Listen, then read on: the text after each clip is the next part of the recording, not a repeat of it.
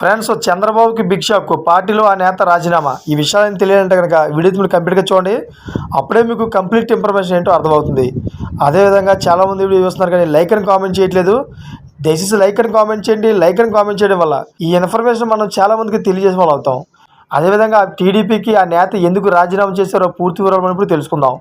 Friends, కూటమి రాజకీయాలు నచ్చక ఆత్మాభిమానాన్ని చంపుకోలేక తాను పదవికి రాజీనామా చేసినట్లు తెలిపారు.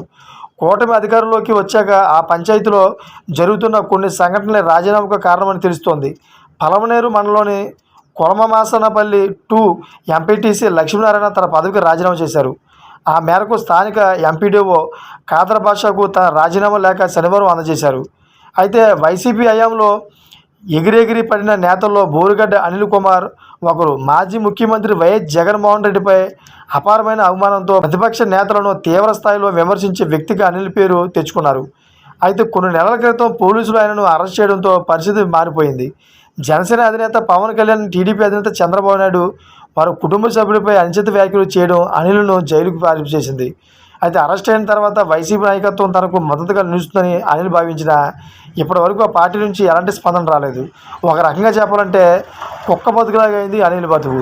ఎందుకంటే ఎవరు పట్టించుకోకుండా ఉండడంతో జైలు జీవితం మగ్గుతున్నాడు. Thank for watching friends.